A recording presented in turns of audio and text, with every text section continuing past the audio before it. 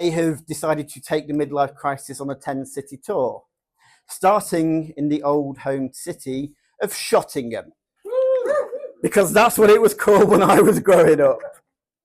We went through that period, didn't we? Late 90s, early 2000s, where Nottingham was trying its hardest to be South Central Los Angeles. There was gun crime all the time, out of murders that we'd heard. I met with a couple of friends from school recently. We not spoke to each other in about 20 years. And we counted out that we had 4 murders whilst going out drinking. And that should never be normal. But that was Nottingham in the early 2000s for you. We weren't particularly normal. We were just shooty.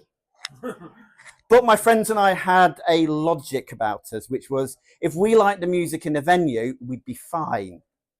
Because it was all the dance music venues where the shootings were happening. The rockers venues were fine.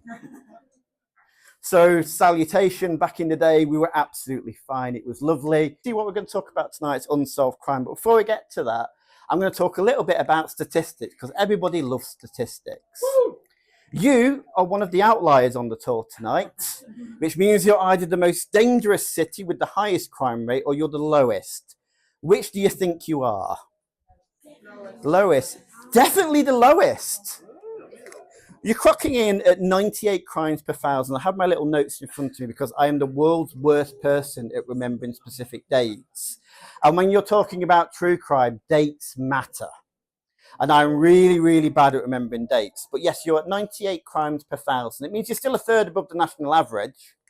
Do you know where you've got to move if you want to be somewhere that's exactly average? Swindon. Oh. Yeah, we ain't doing that, are we? We're not doing that.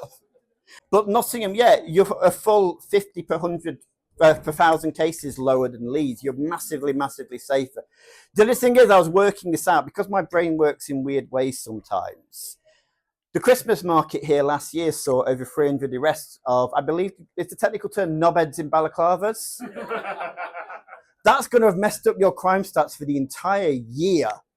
So enjoy being the lowest, safest city.